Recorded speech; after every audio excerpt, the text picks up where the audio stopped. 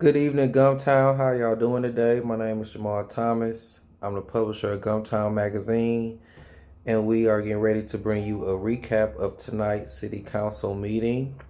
This City Council meeting recap is brought to you by Serious Injury Law Group. They are your personal injury attorneys in the state of Alabama. If you've been in an accident, hit by an 18-wheeler or a commercial vehicle, motorcycle accident, medical malpractice or nursing home abuse, or untimely death, call the Serious Injury Law Group at 334-900-0000. That's 334-900-0000. Okay, start off. Mayor Stephen Reed was not present at the city council meeting. He's currently in Washington, D.C. right now. Yes, he's in Washington, D.C. He's meeting with federal administration concerning federal dollars, for the city of Montgomery and also with economic development in our city. So the mayor is in the Capitol taking care of business for the city. Okay, old business. Now, I don't know if you remember the Aqua Ultra Lounge. It's a club on Atlanta Highway, 6804 Atlanta Highway by Krispy Kreme's. The owner had to come back for a 90-day review, and that's in Councilman Jen Wright's district. And Councilman Jen Wright was glad because he said he hasn't had no complaints from that establishment. The owner said that they're open about 2 to 3 days a week, and Councilman Jen Wright wants to bring them back in the first meeting in February for a review. Now dealing with the pace car on Narrow Lane and East Boulevard. They had to come back for a 30-day review. That's Councilman Oronde Mitchell's district, because it was a lot of problems at the gas station with crime and loitering and trash. So they came back today to give their review. And actually, it was the owner of the pace car along with one of the neighborhood association presidents, Seth Johnson, matter of fact. She said that they had 2 in-person meetings. They've been having constant communication with each other, meeting over the phone. As far as the trash, they scheduled 2 trash pickups, one in the morning between 8 and 10, and one in the evening between 4 and 6. She said it's much cleaner on the premises. They have security because the hours of operation for the pace car is 7 a.m. to midnight, Sunday through Thursday, and on Friday and Saturday they stay open at 1 a.m. She said security is out there from 7 p.m. to midnight. They clean out the crowds at the pumps and things like that.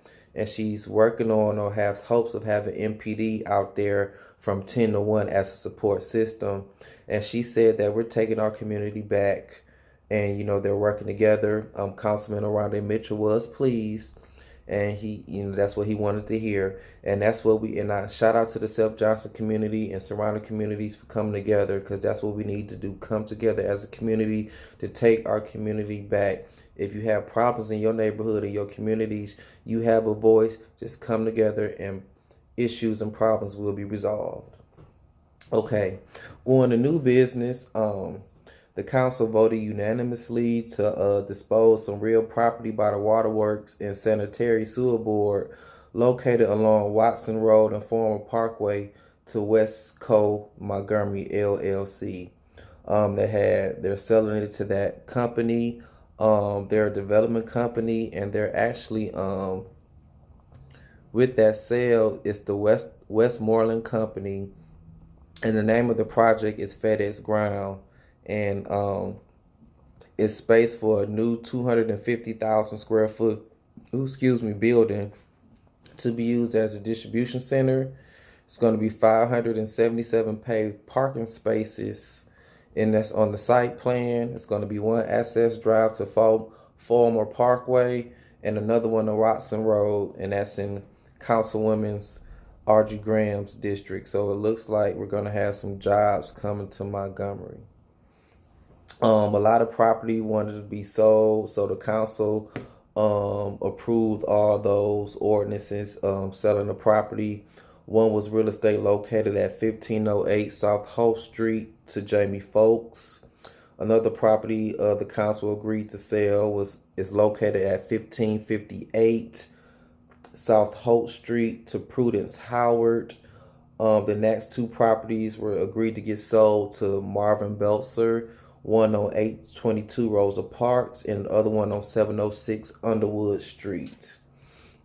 There was a resolution dealing with the Montgomery Fire and Rescue Strategic Plan, and that's going to be carried over to the meeting in November. The new speedway on Troy Highway, 5559 Troy Highway, they came in to get a retail beer and wine license. The council approved that.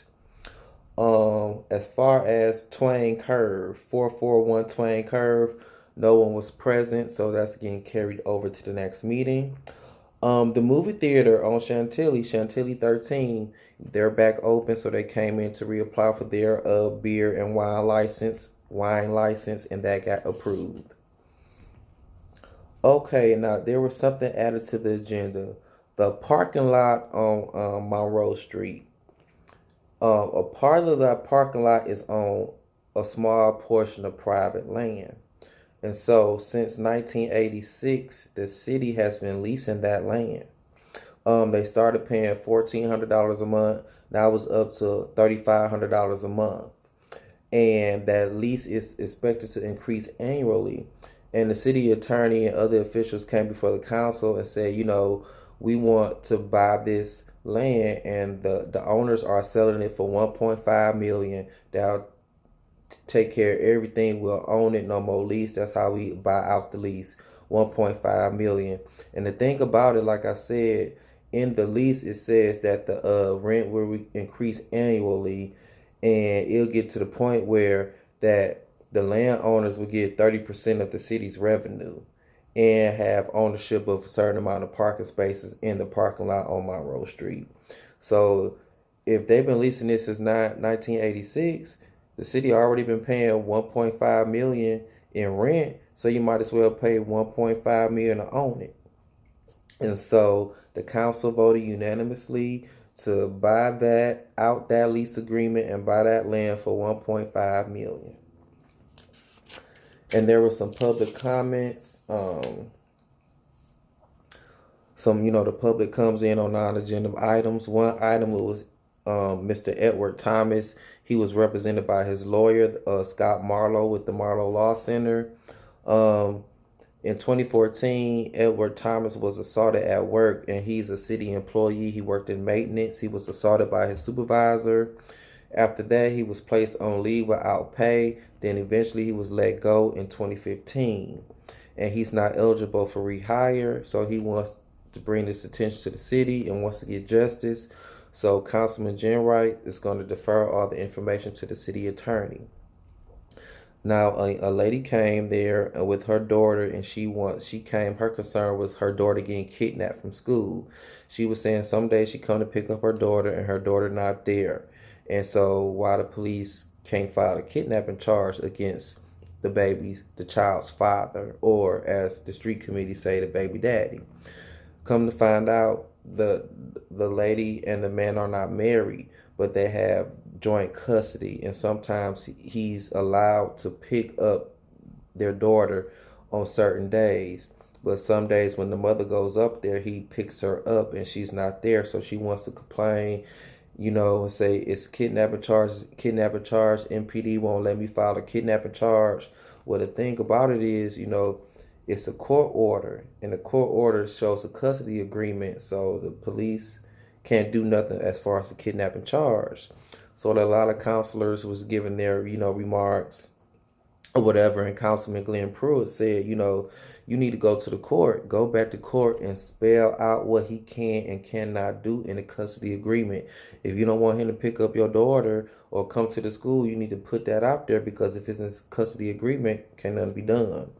Councilwoman Argie Graham, she said, she's not defending the school system or whatever. They might not keep up with the days that he comes to pick her up. They just know that he's the father.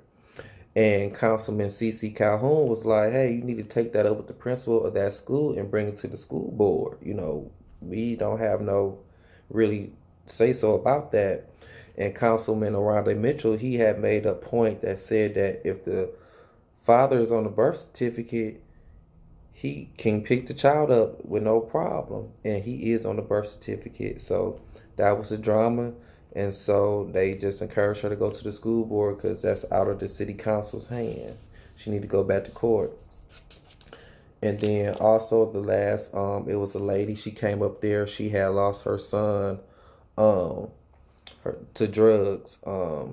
He tried some methamphetamine. And it was laced with fentanyl, and he died from that. And so she just wanted to address the drug abuse problem to the council. But that's the city council meeting. Thank y'all for logging in. Make sure y'all share this video. The next city council meeting will be in 2 weeks. Make sure y'all support Gumtown Magazine. Visit our website to stay connected, www.gumtownmag.com. Follow us on Facebook at Gumtown Magazine. We're on Instagram, Gumtown_mag. And you can also follow us on Twitter at GumpMAG. I'm Jamal Thomas, Gumtown Magazine. We be everywhere.